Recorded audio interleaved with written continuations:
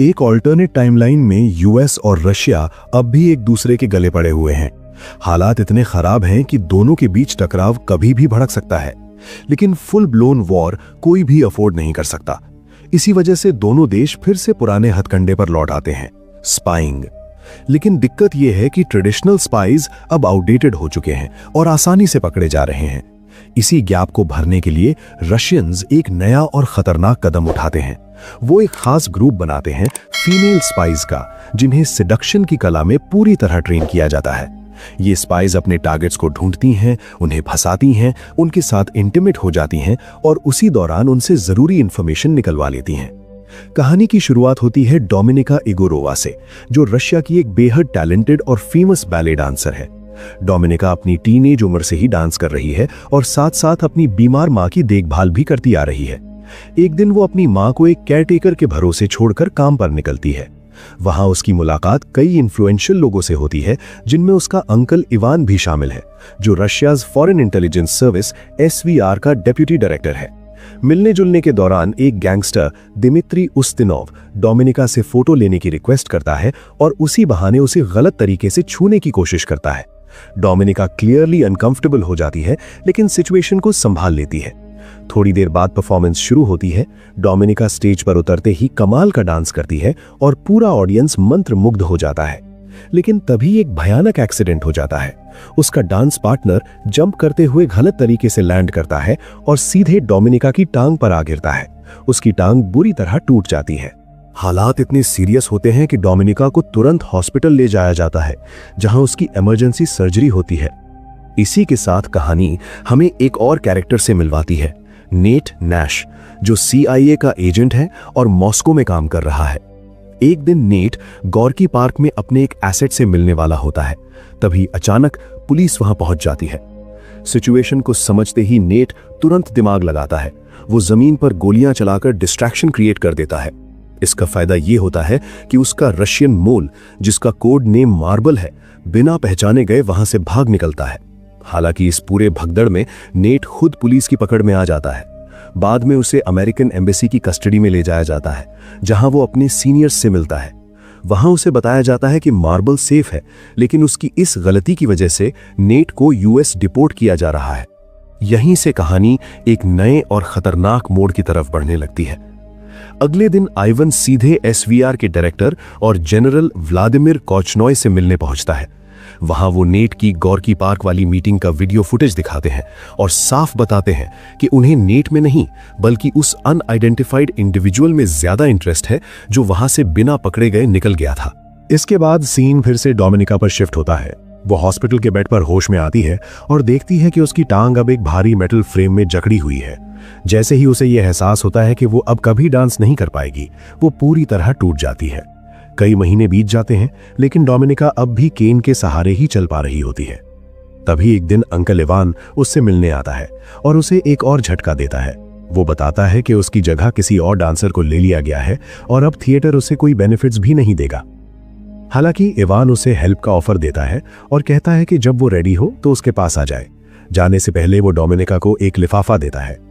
जब डोमिनिका उसे खोलती है तो अंदर उसके फॉर्मर डांस पार्टनर और उसकी रिप्लेसमेंट की इंटीमेट पिक्चर्स, साथ ही उनकी बातचीत की रिकॉर्डिंग होती है।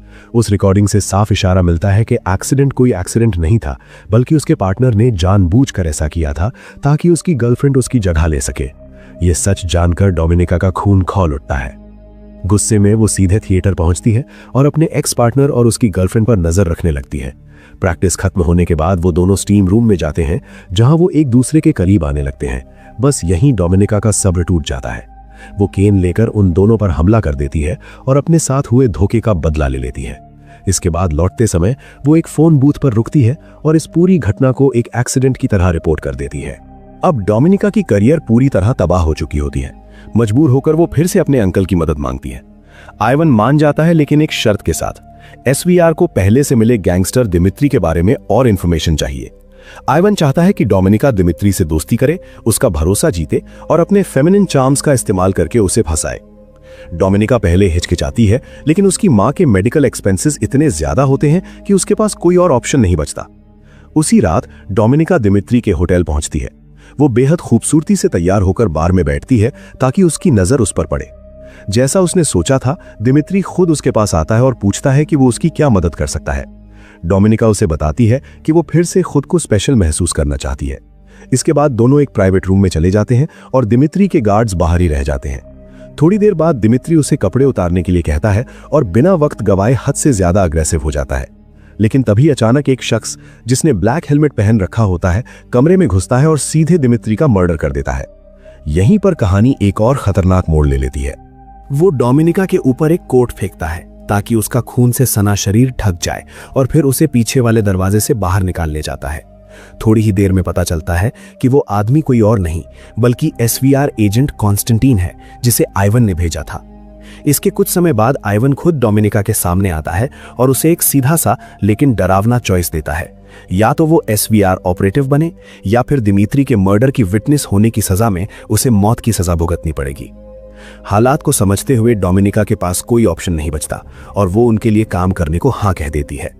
इसके बाद डोमिनिका को भेजा जाता है स्टेट स्कूल 4, जो बेहद कठोर और ब्रूटल ट्रेनिंग के लिए जाना जाता है। यही वो जगह है जहां स्पैरोज तैयार किए जाते हैं, ऐसे SVR ऑपरेटिव्स जो शारीरिक आकर्षण का सहारा लेकर अपने टारगेट्स को फंसाने में माहिर होते हैं। स्कूल पहुंचते ही डोमिनिका का स्वागत मेट्रन करती है, जो स्पैरो प्रोग्राम की हेडमिस्ट्रेस है। मेट्रन उसे एक नई आइडेंटिटी देती है और अंदर ले जाती है। अगले ही दिन क्लासेस शुरू हो जाती हैं। मेट्रन स्टूडेंट्स को दुनिया में फैले अव्यवस्था के बारे में लेक्चर देती है और जोर देकर कहती है कि सिर्फ रशिया ही ऐसा देश है जो इसे ठीक करने के लिए सैक्रिफाइसेस देने को तैयार है। फिर वो एक चिलिंग अनाउंसमेंट करती है। अब इन स्टूडेंट्स की बॉडीज स्टेट की प्रॉपर्टी हैं और उन्हें जो भी टास्क दिया जाएगा उसे बिना सवाल किए पूरा करना होगा। इधर दूसरी तरफ नेट की कहानी आगे बढ़ती है। वो एक CIA पैनल के सामने बैठा होता है जो रशिया में हुई उसकी गलती की वजह से उसे सस्पेंड करने का फैसला करता है। नेट आर्ग्यू करता है कि वो सालों से मार्बल के साथ काम कर रहा है और उसके अलावा किसी और पर भरोसा नहीं किया जा सकता। काफी डिस्कशन के बाद उसकी बात मानी जाती है और उसे खुद को प्रूव करने का एक आखिरी चांस मिल जाता है। नेट को बुडापेस्ट भेजा जाता है ताकि वो मार्बल से दोबारा कांटेक्ट एस्टैब्लिश कर सके, लेकिन उन्हें ये नहीं पता होता कि उनकी हर मूवमेंट पर SVR नजर रखे हुए है। वापस स्टेट स्कूल 4 में मेट्रन स्पैरोज को सिखाती है कि किसी भी टारगेट की सबसे बड़ी कमजोरी कैसी पहचानी जाए, यानी उसे असल में चाहिए क्या। वो टीवी पर कुछ इमेजेस दिखाती है और स्टूडेंट्स से पूछती है कि बताएं सामने वाले की चाहत क्या है। पहला सवाल एक एरोगेंट स्टूडेंट विक्टर गलत जवाब दे देता है। तभी डोमिनिका उसे करेक्ट कर देती है और विक्टर पूरी क्लास के सामने मजाक बन जाता है। दूसरा इमेज एक फीमेल स्टूडेंट सही पहचान लेती है। उसे क्लास के सामने बुलाया जाता है ताकि वो एक आदमी को सेटिस्फाई करे। लड़की घुटनों पर बैठती तो है, लेकिन वो खुद को ऐसा करने के लिए मजबूर नहीं कर पाती। अगले दिन स्टूडेंट्स को एक ट्रूप ऑफ सोल्जर्स को वेलकम करने के लिए कहा जाता है जो हाल ही में कॉम्बैट से लौटे होते हैं। डोमिनिका एक यंग सोल्जर को चुनती है और उसे एक प्राइवेट रूम में ले जाती है जहां वो उसे खुश कर देती है। बाद में इस पूरी परफॉर्मेंस को मेट्रन और बाकी स्टूडेंट्स ऑब्जर्व करते हैं। यहीं से साफ हो जाता है कि डोमिनिका अब सिर्फ एक डांसर नहीं रही, वो धीरे धीरे एक स्पैरो में बदल रही है। क्लास के बाद मेट्रन डोमिनिका की परफॉर्मेंस पर कमेंट करती है। वो कहती है कि उसकी टेक्निक तो अच्छी है, लेकिन वो अब तक खुद को पूरी तरह सरेंडर करना नहीं सीख पाई है। क्लास खत्म होने के बाद डोमिनिका शावर ले रही होती है। तभी पीछे से विक्टर आ जाता है और उस पर हमला करने की कोशिश करता है।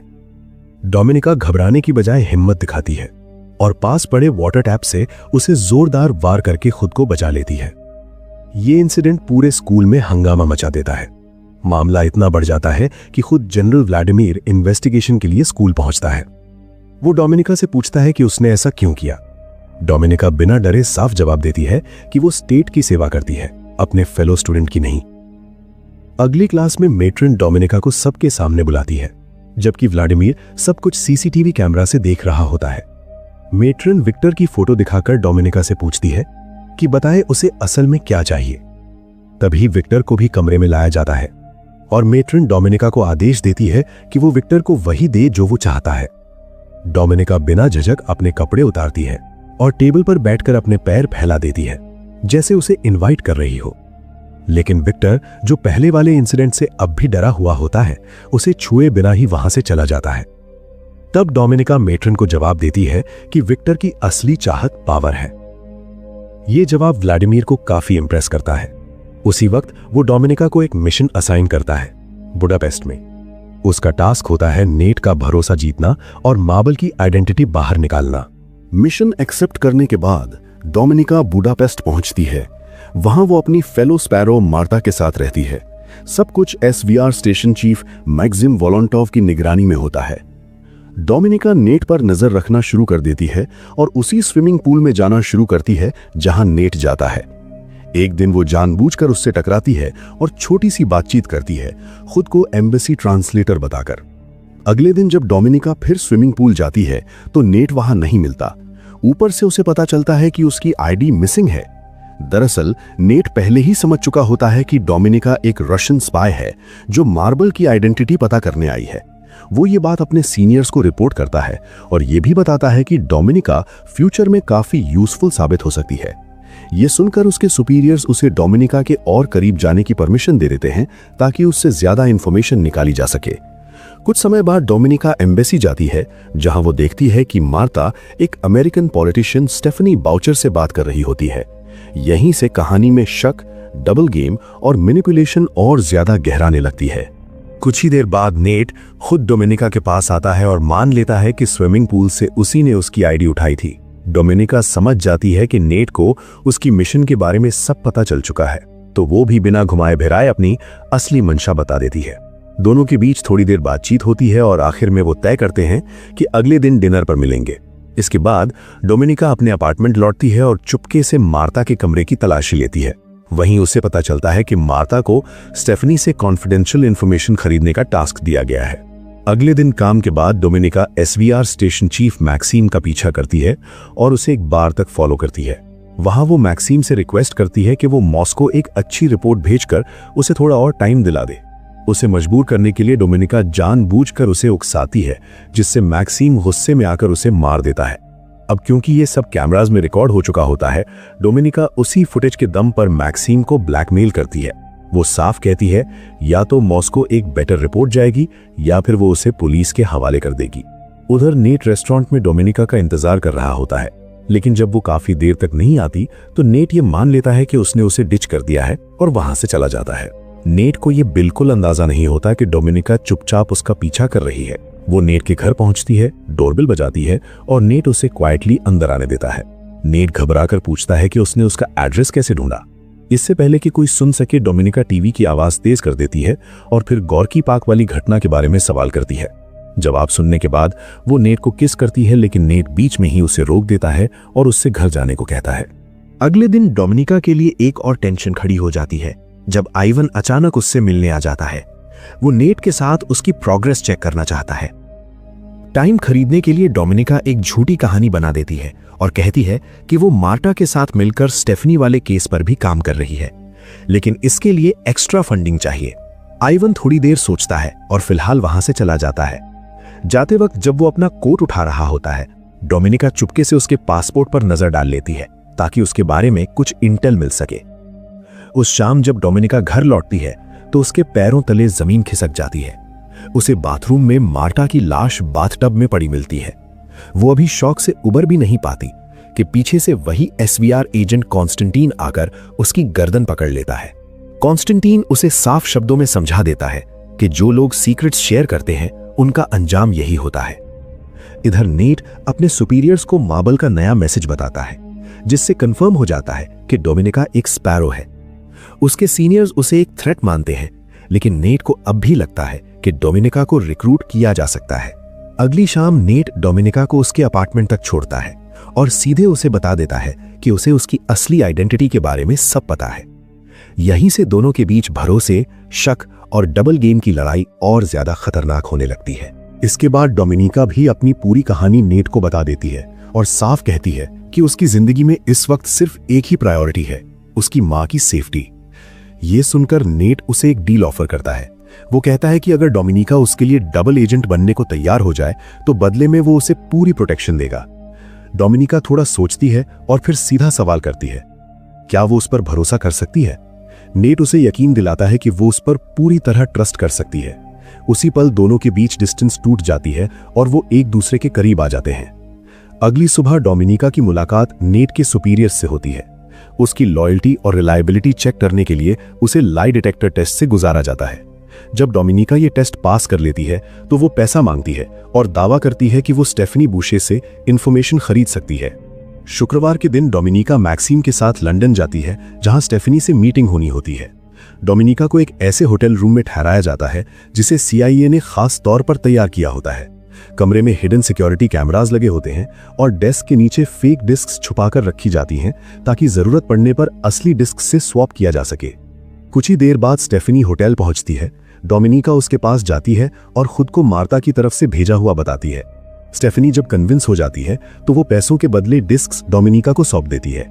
डोमिनिका बाहर से डिस्क्स को ऑथेंटिकेट करने का नाटक करती है, लेकिन असल में वो उन्हें फेक डिस्क से बदल देती है। डील पूरी होने के बाद स्टेफनी को अचानक एहसास होता है कि उस पर अमेरिकन इंटेलिजेंस एजेंट्स नजर रखे हुए हैं। घबराहट में वो पैसे कूड़े में फेंक देती है और सड़क पार करने की कोशिश करती है, लेकिन बदकिस्मती से एक ट्रक उसे टक्कर मार देता है और उसकी मौके पर ही मौत हो जाती है। पूरे इंसिडेंट पर नजर रख रहे रशियन एजेंट्स मान लेते हैं कि उनका मिशन कॉम्प्रोमाइज हो चुका है। उन्हें शक होता है कि कहीं डोमिनिका और मैक्सिम ने ही अमेरिकन्स को टिप ऑफ तो नहीं दिया। इसी शक के चलते दोनों को तुरंत मॉस्को लौटने का आदेश दिया जाता है। मॉस्को पहुंचते ही आइवन डिस्क्स अपने कब्जे में ले लेता है और डोमिनिका के साथ साथ नेट को भी पकड़ लिया जाता है। दोनों अपनी बेगुनाही की दुहाई देते रहते हैं, लेकिन फिर भी उन्हें कई दिनों तक ब्रूटल टॉर्चर सहना पड़ता है। इस दौरान मैक्सिम को तो मौत के घाट तक उतार दिया जाता है। डोमिनिका तमाम दर्द और यातनाओं के बावजूद अमेरिकन्स के साथ किसी भी तरह की इन्वॉल्वमेंट से साफ इनकार करती रहती है। धीरे धीरे आइवन को उसकी बात पर यकीन होने लगता है।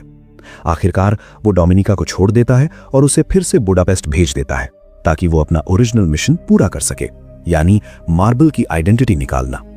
बुडापेस्ट पहुंचकर जब डोमिनिका की नेट से दोबारा मुलाकात होती है तो दोनों नेट के घर पर एक रोमांटिक इवनिंग बिताते हैं। लेकिन रात के बीच अचानक डोमिनिका की नींद खुलती है। वो देखती है कि वही कॉन्स्टेंटीन नेट को बेरहमी से टॉर्चर कर रहा है ताकि उससे मार्बल की आइडेंटिटी निकलवाई जा सके। शुरुआत में डोमिनिका कॉन्स्टेंटीन के साथ मिली हुई होने का नाटक करती है। वो दिखावे के लिए नेट को टॉर्चर करने में उसकी मदद भी करती है, लेकिन जैसे ही कॉन्स्टेंटीन का ध्यान भटकता है, डोमिनिका अचानक उस पर हमला कर देती है। इसी मौके का फायदा उठाकर नेट अपनी बंधनों को तोड़ लेता है।